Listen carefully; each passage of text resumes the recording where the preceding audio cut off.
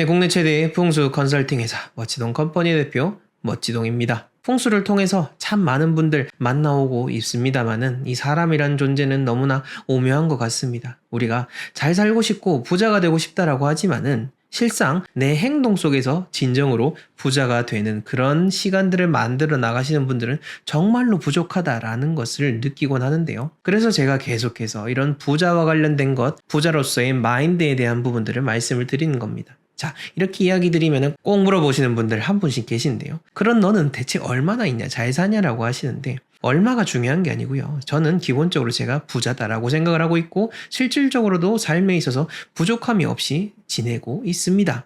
먹고 싶은 거 먹고요. 가고 싶은 곳 있으면 가고요. 그렇게 살고 있습니다. 그러니 제가 이야기 드리는 거 가볍다라고 생각하지 마시고 한 분야의 전문가로서 이야기를 드리는 거니까 영상을 보시고 삶에 적용할 부분들은 잘 적용하셔서 지금 당장 변화되는 삶, 지금 당장 부자 되는 삶을 살아가시길 바랍니다. 여러분들은 분명 그렇게 할 수 있고요. 여러분들은 그럴 만한 자격이 있는 사람입니다. 자, 본격적인 영상 보시기 이전에 좋아요와 구독, 알림 설정 꼭 부탁드리고 각종 풍수 컨설팅이 필요하신 분들은 하단 고정 댓글 링크 참조해 주시면 되겠습니다.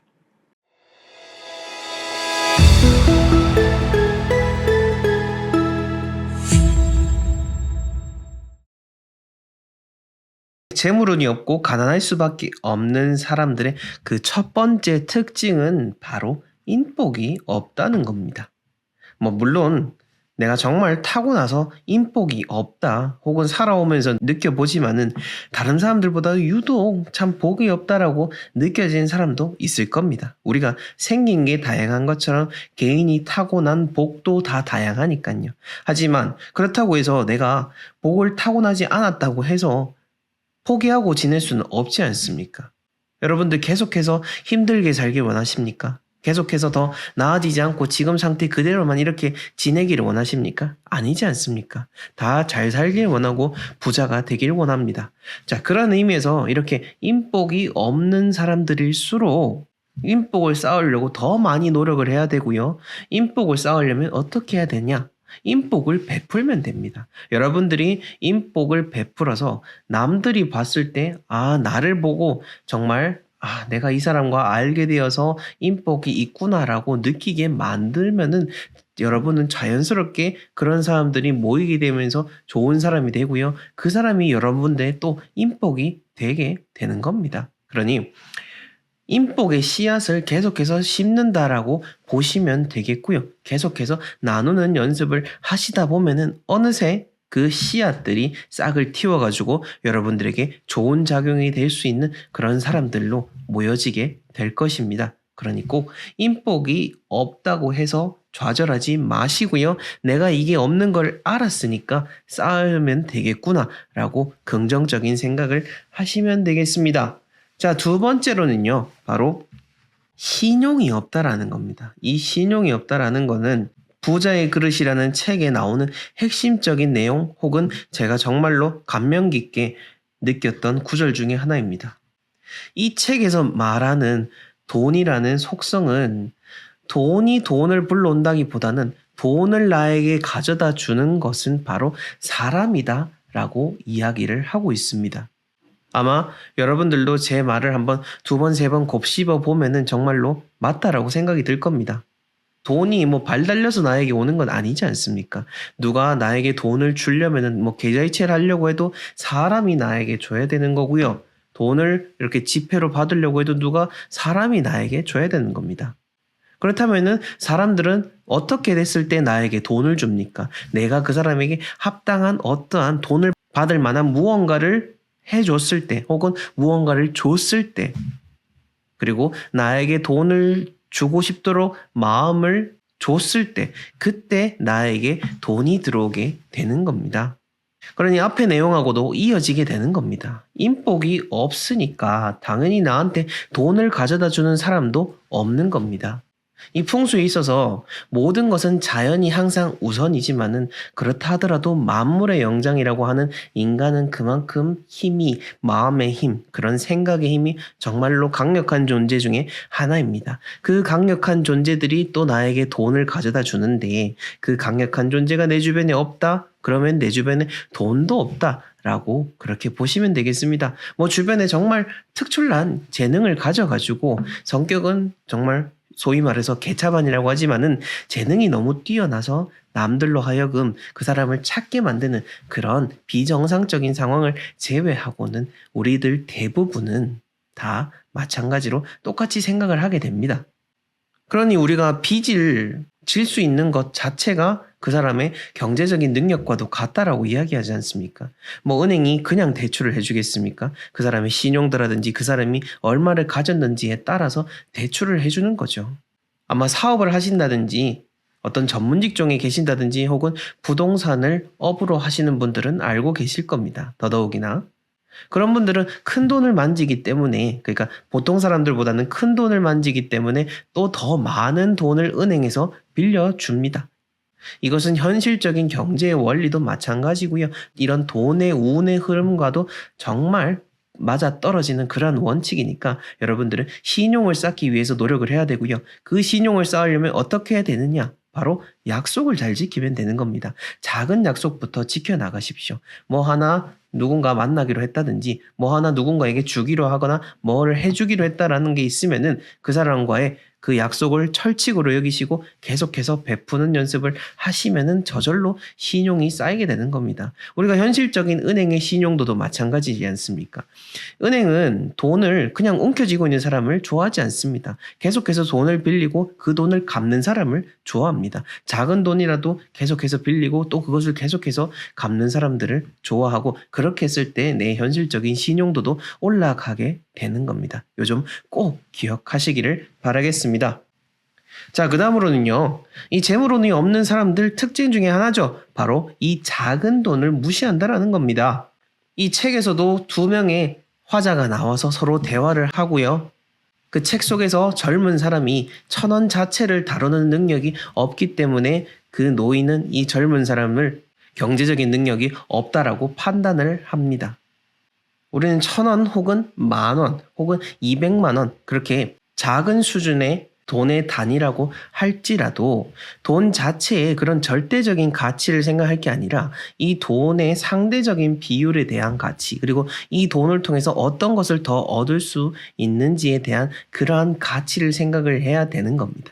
설령 내 수중에 만약에 10,000원이 딱 있다라고 했을 때 여러분들이 10,000원에 5,000원이라고 하면은 5,000원 자체는 상당히 적다라고 볼 수 있겠지만은 10,000원에 있어서 5,000원은 내가 가진 전 재산의 50%이기도 한 겁니다. 이러한 생각을 바탕으로 해서 여러분들의 월급이라든지 여러분들의 경제 상황을 꾸려 나가야지 그래야 돈을 벌 수 있는 그런 진정한 경제적인 자유를 얻게 되는 겁니다. 그러니 작은 돈이라고 해서 무시하지 마시고요. 그 돈이 가지는 퍼센테이지를 한번 생각을 해서 돈을 어떻게 하면 잘 경영할 수 있을지 고민해 보시기를 바라겠습니다.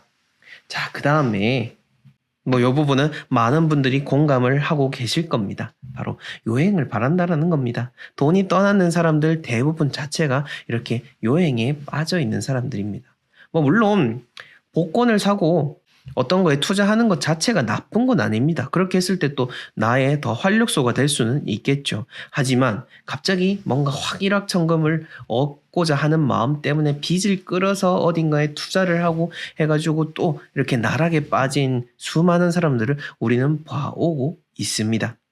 누군가가 갑작스럽게 어디 투자해가지고 잘 되는 걸 보면은 왜 나는 그 기회를 얻지 못했을까라고 생각을 하는데요. 하지만 그런 사람들은 별로 많지 않습니다. 그리고 그 사람들이 가진 돈은 그 사람의 돈일 뿐이지 내가 가질 돈은 아닌 거기 때문에 너무 거기에 연연할 필요 없고요. 어찌됐건 내 수중에 잃지 않고 가지고 있는 돈만 있어도 그것으로도 잃지 않았기 때문에 여러분들은 이득을 보는 것이니까요. 섣불리 투자하지 못했다라고 해서 너무 좌절하실 필요가 없고 또한 갑자기 들어온 돈은 갑자기 나가기가 쉽습니다. 왜냐하면 그 돈을 가질 만한 능력이 없는 사람에게 갑자기 찾아왔기 때문에 잠깐 머물렀다가 또 금방 떠나가게 되는 게 돈의 속성 중에 하나라고 볼 수가 있습니다. 그러니 여행을 바라는 것도 좋지만은 이왕이면은 그 하루하루의 노력이 쌓여가지고 그 노력을 통해서 어느 날 갑자기 빛을 발하는 그러한 노력의 여행을 우리는 바라도록 생각을 해야 되는 겁니다. 자, 다음은요. 이 돈이 따라오지 않는 사람들 중에 또 하나의 특징은 바로 경험이 부족하다라는 겁니다. 뭐 누구나 다 신입사원의 시절을 거쳐야 되고 누구나 처음이라는 그런 아픔도 겪어 나가야 되는 것은 맞습니다. 하지만 지금 제가 여기서 말씀드리는 경험이 부족하다라고 하는 거는 어떠한 거 하나를 내가 달성하고자 할 때 그 달성하고자 하는 그 노력의 경험이 부족하다라는 것을 이야기 드리는 겁니다. 자, 예를 들어서 우리가 100억을 벌 수 있는 그런 사업 아이템이 있다라고 예를 들어 보겠습니다. 그 사업이 성공할 확률은 단 1%입니다. 하지만 그 1%라고 한다면은 한 번만 시도할 게 아니고 100번을 시도한다라면은 100억을 얻을 수가 있는 겁니다. 뭐 물론 지금 제가 이렇게 든 사례에는 그 시도하는 동안 드는 돈의 양을 생각하진 않았지만은 대부분의 성공한 사업가분들 지금 빠르게 경제적인 자유를 이룩하신 분들이 하는 이야기들의 공통점 중에 하나가 바로 이겁니다. 계속해서 시도하라는 겁니다. 단 너무나 많은 자원이 투입되는 것이 아니고요. 적은 자원으로서 최대한 많이 휘둘러서 배팅에 성공할 수 있는 그런 확률을 높이는 것. 그게 바로 우리가 경험을 쌓는 것이고 그 경험을 통해서 조금 더 성공에 나아가고 부자가 될 수 있는 길로 다가가게 되는 겁니다. 그래서 돈이라는 거는 말이죠. 우리가 소유를 한다라는 개념이 아니라 사용을 해야지 계속해서 나에게 찾아오는 겁니다. 돈은 물과 같다라고도 제가 계속해서 이야기를 드리고 있습니다. 만약 돈을 내가 계속해서 소유한다라면은 돈은 그냥 그 상태로 머무르기만 하게 되는 겁니다. 이거를 계속해서 좋은 곳으로 흘려보내고 또다시 더 많은 것을 들여올 수 있도록 계속해서 잘 사용해야 된다라는 거, 그 점을 꼭 명심하시기를 바라겠습니다. 여러분들의 운을 쫓는 행동, 그 첫 번째는요, 바로 핸드폰 지갑입니다. 이 핸드폰 지갑 사실 아버님, 어머님들 정말로 많이 쓰고 계십니다. 우리 아버님, 어머님들 핸드폰 쓰시는 모습 보면은 다 이렇죠. 이렇게 폴더로 된 걸로 해서 그렇게 쓰곤 하시는데 뭐 받기도 편하고 또 바로바로 카드 꺼내기도 편하고 여러 가지 뭐 지갑이든 메모장이든 영수증이든 다 이 핸드폰 지갑 속에 넣어두곤 하시는데 사실 그렇게 좋지는 않다라고 이야기를 드립니다. 왜냐면은요 편하긴 편하죠. 편하긴 편한데 제가 돈은 항상 귀하게 대하는 거라고 이야기를 드렸습니다.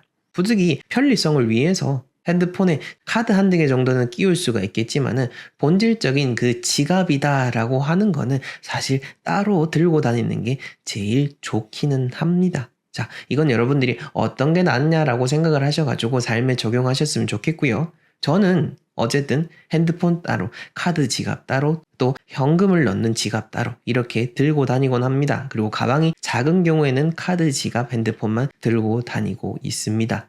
이 귀한 지갑이 너무 많이 밖으로 노출되는 것 자체가 좋지 않다라는 점을 생각을 해보시면 좋을 것 같고요. 자, 그 다음 두 번째로는요. 앞에서 말씀드린 그 개념의 연장선상이다라고 볼 수 있겠는데요. 보통 남자분들이 특히 잘 그러십니다. 차키랑 지갑, 핸드폰을 이걸 항상 그냥 손에 들고 다니고 뭐 밥 먹을 때 식탁 위에 올려놓고 식당에 가서도 그렇고요. 화장실 가서도 그렇고요. 항상 이렇게 들고 다니는데 자, 역시나 지갑은 귀한 물건입니다. 어디 가방에 넣어 다니시거나 따로 가방이 없다 보니까 그렇게 들고 다니는 거는 이해는 합니다만은 기본적으로 그렇게 지갑을 밖으로 내놓고 드러내는 거 그렇게 좋은 의미로서 보기는 어렵다라는 점을 이야기 드립니다. 자, 그 다음 세 번째로 내 운을 쫓는 몹쓸 행동 중에 하나가 바로 이 차 안에서의 분노입니다. 이거는 조금 실질적인 것 중에 하나죠. 우리가 차 안에서 분노를 하게 되면요.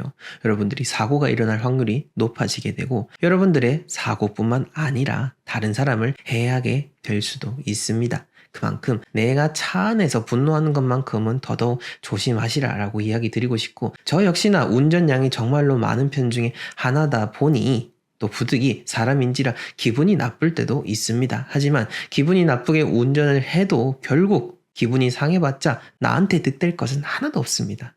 나 혼자 기분 상했죠. 건너편에 누군가는 내가 기분이 나쁜지 아닌지도 모릅니다. 자, 그러니 의미 없는 행동 중에 하나가 바로 차 안에서의 분노이니까요. 운전하시는 분들 특히 지금 더운 여름날이기 때문에 더더욱 더 신경을 쓰시고 조금 더 여유로운 마음을 가지셔야 더 빠르고 더 편안하게 살 수 있다는 점을 잘 기억하셨으면 좋겠습니다. 자, 그 다음으로 몹쓸 행동 중 하나, 바로 이 작은 거에 감사하지 못하는 겁니다. 가장 나쁜 단어 중에 하나죠. 에게, 요거밖에 라고 하는 겁니다. 특히 여러분들이 어떤 월급을 받으시는 경우도 그렇고, 여러분들이 어떤 외부 활동을 통해서 돈이 들어오게 될 때, 그때 뭔가 내가 생각하지 못했던 것보다 적게 들어왔을 때, 그때 정말 하면 안 되는 말 중에 하나가 바로 이 에게라는 겁니다. 에게, 요것밖에 안 들어왔어 라고 하면은 다음에 분명 그것도 안 들어오게 되는 게 이 운의 원리 중 하나입니다. 일단은 나에게 이렇게 소중한 돈이 들어왔음을 감사하게 생각을 하고요. 그리고 실질적으로, 현실적으로 그게 여러 가지로 대화했던 거랑 다르다든지 조금 불만이 가질 수 있는 내용이다 라고 한다면 객관적으로 얘기를 해야 되고, 그 사람에게 이야기해야 되는 거지 돈에다가 욕을 하시면 안 됩니다. 자, 그 다음으로 운을 쫓는 행동 중 하나가 또 싸게 하려는 겁니다. 싸게. 여러분들 싸게 정말 좋아하시죠? 저도 저렴한 거는 좋아합니다만은 싸다라는 거는 별로 좋아하진 않습니다. 경제적으로 효과적으로 하는 것은 의미가 있습니다만은 우리가 보통은 이 싸고 저렴한 게 곧 효율적이다라고 생각하는 그런 나쁜 생각을 가지고 있습니다. 절대 그렇지 않습니다. 우리가 달리 싼 게 비지떡이다라고 이야기하겠습니까? 가장 가까운 예로 저희를 통해 컨설팅을 받으시는 분들 중에서 많은 분들께서 정말 그 싸게를 생각하셔가지고 주변에 철학관, 무속인 혹은 다른 어떤 엉터리 풍수 유튜버나 전문가들을 찾아가지고 비용을 들여서 몇십만 원 이렇게 시간을 보내고 돈을 들여가지고 여러 가지로 결과적으로는 좋지 않은 방향으로 삶이 흘러가게 됐을 때, 결국 그 순간 조금 더 싸게를 생각해서 선택을 하는 것들이 궁극적으로는 내 삶에 더 큰 마이너스를 가져오게 된다라는 점을 이야기 드리고 싶은 겁니다. 이뿐만 아니라 집을 지을 때도 마찬가지죠. 만약에 정말 경제적인 것만 생각을 해가지고 이 순간 내가 돈이 드는 것만 생각을 해서 더 어떤 싸게 싼 자재들 이제 조금 더 저렴하게 하다 보면은 집이 엉망이 되어버립니다. 모든 이런 원리가 다 똑같습니다. 우리가 효율성을 추구해야 되는 것은 어떠한 순간이든 마찬가지입니다. 효과적으로 비용을 투입하는 게 정말로 중요합니다만은, 근데 싸게 하는 게 효과적이고 효율적인 것은 아니다라는 점을 여러분들이 잘 생각을 하셔가지고 써야 될 때는 과감히 쓰시고 쓰지 않아야 될 때는 과감하게 절약을 하는 그런 현명함을 꼭 가지셨으면 합니다. 자, 그 다음으로 운을 쫓는 나쁜 행동은 바로 남을 험하게 말하는 겁니다. 내가 그 사람이 보이지 않을 때 혹은 평상시에도 이런 대화 중에서 은연중에 어떤 다른 사람에 대해서 쉽게 그것들 혹은 아유 저런 새끼들 하면서 막 이런 나쁜 말을 편하게 하시는 분들이 분명히 계십니다. 저도 사람들하고 대화를 하다 보면은 그 말을 쉽게 입에 담으시는 분들을 보면은 저러니까 저분들이 저렇게 이야기할 수밖에 없는 상황이겠구나라고 이해가 되기는 합니다만은 궁극적으로는 그게 나한테는 좋지 않다라는 것을 다시 한 번 더 이야기를 드립니다. 자, 그 다음으로 7번째는요. 돈 준다고 함부로 막 행동하는 겁니다. 저도 항상 이런 부분들이 가끔 보일 때도 있고요. 모든 사람들, 많은 분들께서 이렇게 행동하는 경우들이 분명히 있을 겁니다. 가령 예를 들어 식당에 간다라든지 혹은 어디 물건을 사러 갔을 때 내 돈 내고 내가 팔아주니까 너네가 잘 되지라는 마인드를 가지시는 분들이 제법 보이곤 합니다. 하지만 항상 제가 이야기 드리죠. 모든 것은 당연한 게 없습니다. 우리가 돈을 낸다고 해서 절대 맛있는 음식을 항상 먹을 수 있는 것은 아닙니다. 그래서 이렇게 좋은 음식을 차려주신 분들에게 감사하게 생각을 하는 것이 바로 그 이유인 겁니다. 내가 돈을 내서 당연히 좋은 음식을 먹는 게 아니라 그분들 역시나 좋은 음식을 만들어주기 때문에 내가 이렇게 즐겁게 식사를 할 수 있다라는 것을 생각을 해야 되는 거죠. 이런 분들 특히 돈 내실 때 보면은 바로 딱 보입니다. 어떻게 내는지 아시죠? 카드를 딱 꺼내가지고 이렇게 줍니다. 이렇게.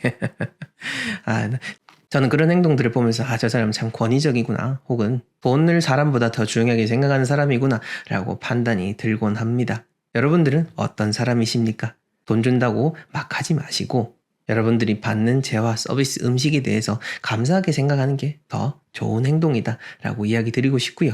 마지막으로 운을 쫓는 몹쓸 행동 중에 하나가 바로 이 저축하지 않는 겁니다. 저축하지 않는 거. 돈을 모으지 않으면은 돈이 모일 수가 없습니다. 당연하다라고 생각이 드는데 이 당연한 게 참 어렵습니다. 여러분들 돈 모으는 거 정말로 어렵죠? 저도 마찬가지입니다.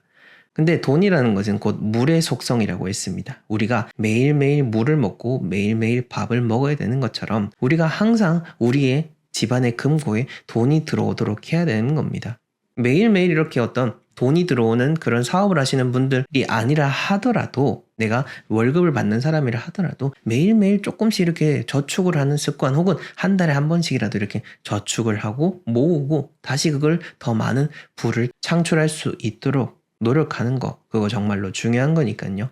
운이라고 해서 어디 뭐 저 멀리 보이지 않는 것만 생각하지 마시고, 궁극적으로 여러분들 통장 잔고, 궁극적으로 여러분들 집 안에 보이는 돈들이 점점 더 많아질 수 있도록 노력하고 쌓는 거, 이게 정말 중요하다라고 생각이 듭니다. 네, 오늘 첫 번째 내용입니다. 여러분들의 뇌를 가난하게 만드는 몹쓸 습관 첫 번째는요, 바로 운동 부족입니다. 운동 부족.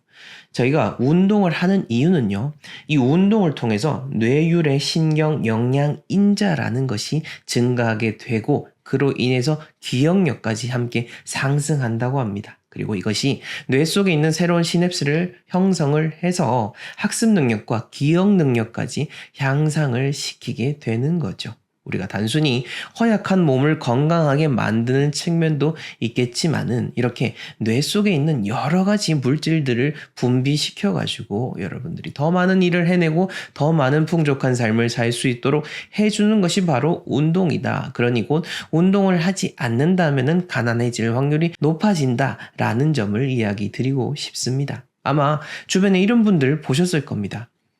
저 사람은 되게 어떤 외모도 뛰어나고 능력도 출중한데 심지어 운동까지 잘하네. 이런 분들 분명 여러분들 주변에 있을 겁니다. 이게 여러 가지 과학적으로도 증명되어 있는 연구 결과들이 많이 있습니다.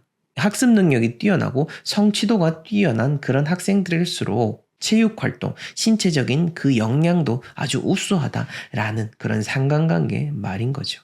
그러니 진정으로 잘 살고 싶다면은 여러분들 지금 당장 집 밖을 나가시든지 아니면은 집 안에 있는 그 사이클을 타시면서 여러분들의 뇌를 더욱더 건강하게 만드시고 부자가 되는 그 삶을 시작하시길 바랍니다. 자, 오늘 두 번째 내용은요, 바로 수면 부족입니다. 수면 부족. 잠이 부족한 것도 마찬가지고, 수면의 패턴이 불규칙하다라든지 너무 늦은 시간까지 일을 많이 한다라든지 이런 것들이 전부 다 여러분들을 오히려 더 가난하게 만든다라는 측면으로 이해를 해주시면 됩니다.